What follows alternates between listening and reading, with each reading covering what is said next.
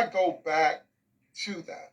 Well, we go back to that because that's part of the history of this nation. Wow. Amen. Mm-hmm. You know, and that history, some seem not to want it to be told. Amen. Mm-hmm. You know, and well, we go through the history books and we George Washington crossing the Delaware, and you know we get Appomattox Courthouse, and we get Gettysburg Address. Well, that's all part of American history. Yes. Well, our history is a part of American history too. Amen. And I think with a book like mine, you get a chance to your kid, 13, 14 years old, get to read about how in the South, public schools were closed.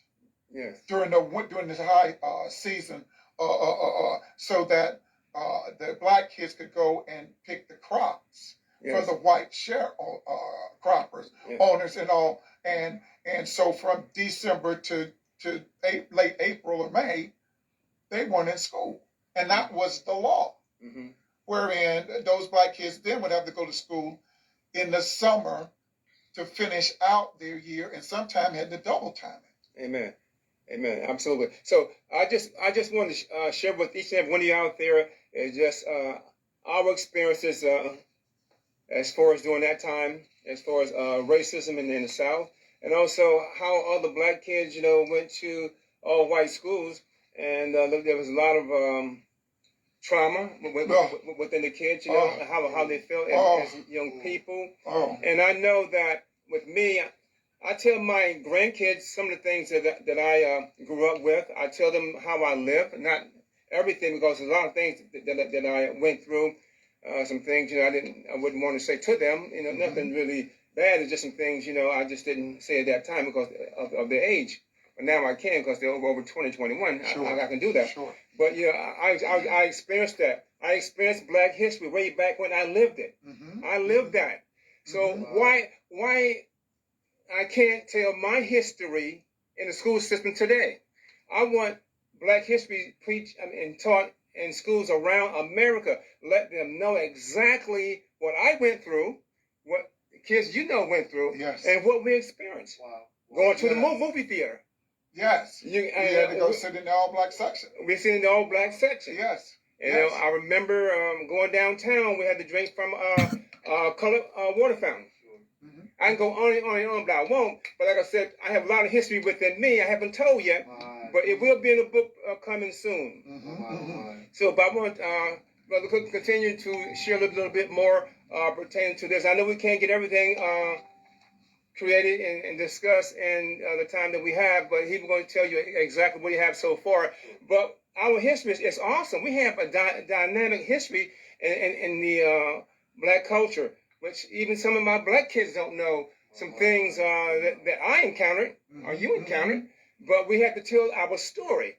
And this is the time that we set aside to tell a little bit about the story about some kids that he know grew up down south, and I went to school with those kids as well. Yeah. Right, and I missed by that much the water fountain incidents. My sisters and my brothers, they grew up with that, and so I'm that group that's coming on the heels right after that. And so I'm getting the stories from, and I'm telling the stories, their stories as well as my own in this book. Wow. So one of the chapters in my book I call homogenized, wherein that's basically what it was. It was the melting pot, as it has been termed, or labeled.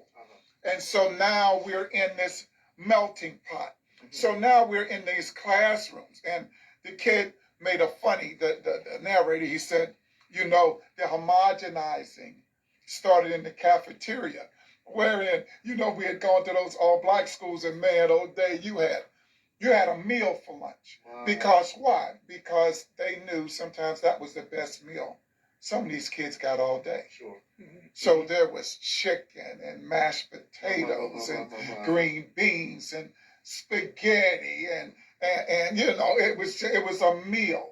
And now you go to the other school and you got hot dogs and a hamburger and a hoagie. And he makes the point of saying, and again, this was 1970, 1960 in your area, 1970.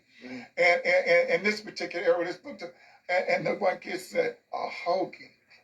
He said, you could drive the hood until you ran out of gas, and you never find a hoagie shop. Now we have them subways, all over the place now. But this was 1970. Wow. So, in other words, as I get to it, but here's the point that I wanted to make about in the classroom with the homogenizing. The homogenizing continued in the classroom. The other foot in the pot, the melting pot. As we were coming into our own, Black power, soul power, African American, Afro American, say it loud, I'm Black and I'm proud. There was a plan in place to slowly strip that away from my generation. It was as if the Supreme Court said, you want in the game? Well, you do have a lot of skin in the game, slavery, lynching, Jim Crow laws, church bombings, house bombings, cross burnings, beating, murders, assassination. Okay, you've paid enough. You're in. But it's going to come at a huge price. Wow. That's, I'm going to finish. They allowed the Easties to make all the rules. They said, if you want to stay in the game, make it on this side of the tracks, you better learn to speak, dress, eat, act like us, because there'll be no Afrocentric over here. No collard greens, cornbread, fatback, pig feet, pork, sauce, chitlins over here, if you want to make it. So now, why do I bring that up? Because that was part, and still is, a big part of our culture. Yeah. But they were saying to us in this situation, if okay, you want in, why you say it like that? Why you say it like this? Why you speak like that? Why don't you speak like this? Why you wear your hair like that if it's in cornrows or braids? Why don't you wear your hair like this? Amen. Amen. What kind of shirt is that you have on? It says it right here in the book. And that all came into question when you went to those Black schools. So everything you knew as being Black was being questioned. Wow. Amen. So now, how do you deal with that on a daily basis? And if you come up with that answer, it's like, okay, good. Right along. Wherein in somebody else, a white kid came over there. Very good, Johnny.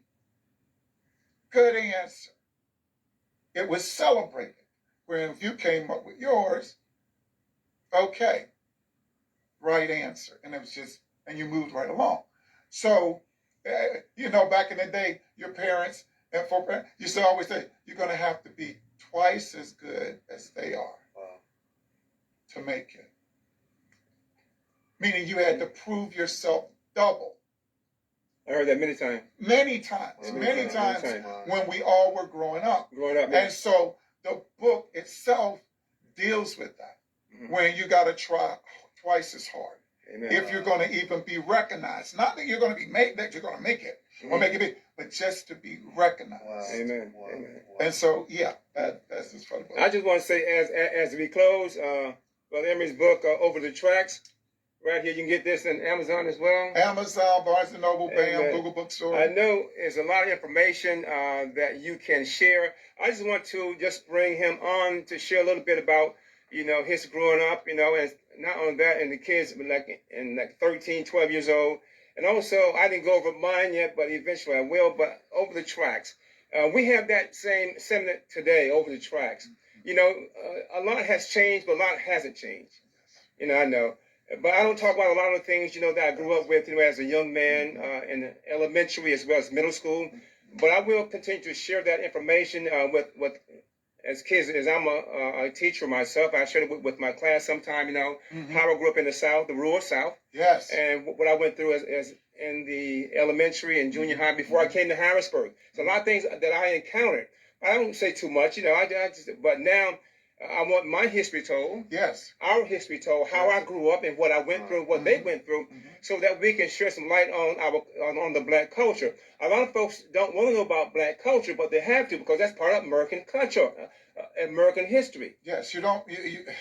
You need to know where you've been to have your nice roadmap to where you want to go. Amen. You know what I Absolutely, mean? yes. So when we look back and we honor all those people, which we do during Black History Month, but as we all know, Black History is every month. Every month. Every month. We just celebrate or accentuate it a little bit more during February. The Dr. King stories, the Jesse Jackson stories, the Ralph Abernathy story, the Civil Rights Movement, the Rosa Parks, all of those. But we have heroes every day in the city of Harrisburg. Absolutely. In your city where you are, that has been fighting the good fight for a very long time. We're just going back in our childhood and telling you what it was like from a young person's perspective. And now bringing it up. And now what gets people really frustrated is that now they see some of the same things starting to occur within our society, which we thought we had moved past. And that upsets us.